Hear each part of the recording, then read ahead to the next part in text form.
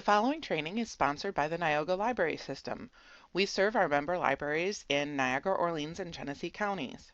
You can always visit our main web page listed here at neoga.org, or certainly visit your local library homepage and use your library card to get access to streaming videos, downloadable music, audiobooks, ebooks, and even more from the comfort of your own home. Thank you. Hello. So I talked about problem solving. I talked about VPNs, and I said if you didn't know what a VPN was, we'd go over it today. So I've actually seen several of our patrons come in with Norton VPN. So if there's any questions about it, we're going to do, this is a quick and dirty wrap up about it, just so you have an idea of what it is. I went and looked, and as always, I have the link here. I'll put it in the video description from Chris Hoffman from the How to Geek website and what is a VPN. And as he explains, a VPN, or virtual private network, allows you to create a secure connection to another network over the internet. VPNs can be used to access region-restricted websites, shield your browsing activity from prying eyes on public Wi-Fi, shield your browsing activity, that's good, and much more. These days, VPNs are really popular, but not for the reasons they were originally created. Originally, they were just a way to connect business networks together securely over the internet, and then allow you as the worker to access the network then from home and share resources. So they had this nice, you can see here, this particular picture is from Yellowstone Computing, and that came from the blog. Again, I'll put the description, the links in, as to how a VPN works, virtual private network. This is us over here, the user devices. When a user uses a VPN client to connect to the internet, they actually use the client, which is the software, to connect to the private server, which could be in another country, and then connect over to the internet. So you still need your internet service provider, you still need access to the internet, and you still need your device. But when you load the software on there, it will go ahead and encrypt the connection to the server and then connect you to the internet. So that's where the privacy comes in. VPNs are not antivirus software. They're not anti-malware software. They may incorporate some of those. Like I mentioned, the Norton VPN comes in with an entire package of the Norton antivirus and firewalls and things of that nature. But that's what a VPN does, is it literally connects you to another server and then uses that server's address to connect you to the internet securely. And it makes a secure connection in between you and the rest of the internet. Okay? Without the VPN, you can see here, you simply connect to your internet service provider and you go out into the wilds of the internet and off you go. What I have actually seen most VPNs used for, what I've heard about them, is really for people who want to protect their privacy. They're doing things like they're YouTubers. I watch quite a few different YouTubers, and I've seen quite a few virtual private networks advertised. Okay. These networks, and we'll get into what they are, but they run usually anywhere, depending on how you pay for them, from about $5 per month for like a year prepaid to somewhere just under $15 for a month-to-month type plan if you wanted to try it. So in very simple terms here, a VPN connects your PC, your smartphone or tablet, to another computer, called that server, that's the private server, somewhere on the internet, so it could be another country, and allows you to browse the internet using that computer's internet connection. That's the big thing. It's not your connection, but you're being masked behind, it's like standing behind, you know, your big brother and saying you're going to get into a fight type of thing, you know, okay? So if that server is in a different country, it will actually appear as if you are coming from that country, so you can potentially access things you couldn't normally. How does this help you? They talk about watching streaming media like Netflix and Hulu, protect yourself from snooping and untrustworthy Wi-Fi hotspots, gain at least some anonymity online by hiding your true location, and protect yourself from being logged or slowed down if you choose to torrent. Torrent is another thing we can get into. BitTorrent got a bad reputation because a lot of people pirated movies. They stole movies not a good thing. But not every torrent is a piracy issue. So it gets a little weird in that sense. But many people nowadays, and like I said, I have seen patrons come into the library setting up their VPN clients. I helped a patron do this, okay?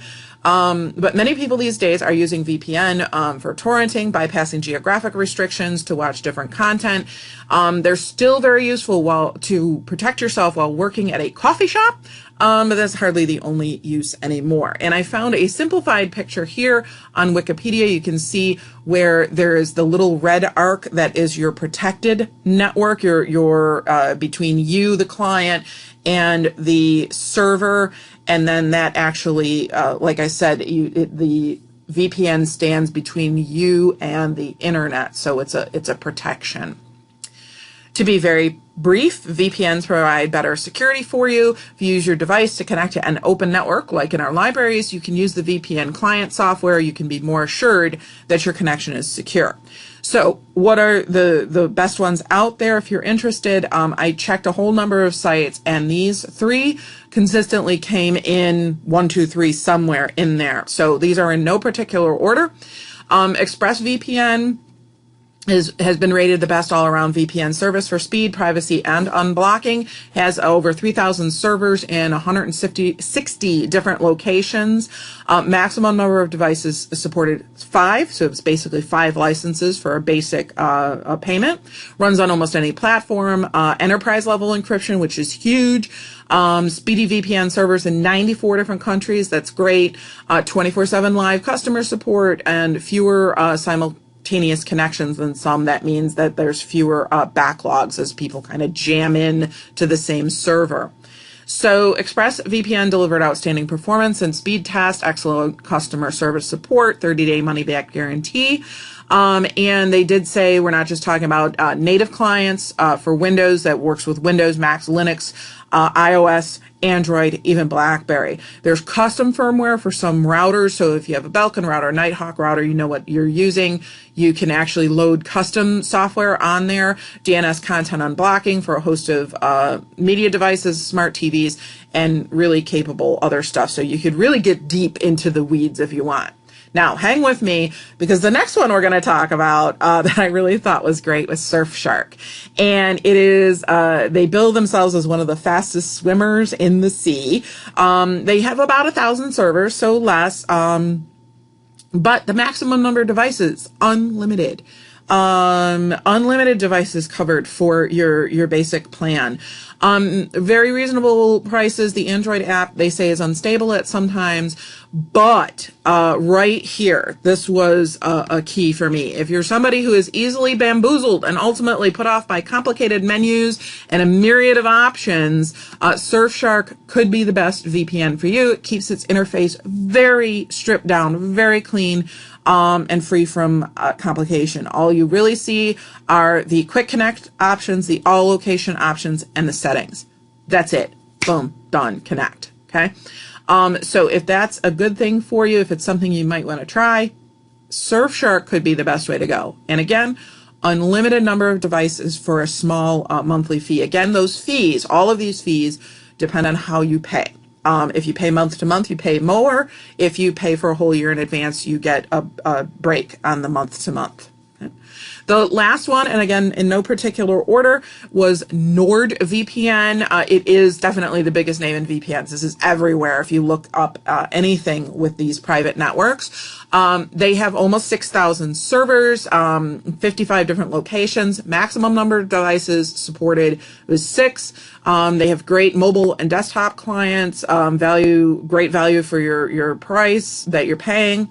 Not always the best user experience, and they did note that there's some historic security breaches here. I gotta tell you, everything is hackable. So that doesn't worry me too much. NordVPN current products match or beat the competition in just about every area. You get a choice of over 5,500 servers in 60 countries, and you get 2 gigabyte encryption. 2048-bit encryption. That's unbelievable. Okay, that's you're talking military government grade. That's huge. So 6-device support as standard, and couple other things in there. And then it did say our performance test found that Nord has upped its game from previous testing, connecting to all servers each time, and the download speeds were well above average. So there is the download speeds. You don't notice that you're standing behind your big brother. It's you get a clear connection between yourself as the client and the internet. So the lag is very, very little. Great. So download speeds were well above average on all but the most distant server connections for the network. So I hope this clears things up. If you have questions, please email me or let me know.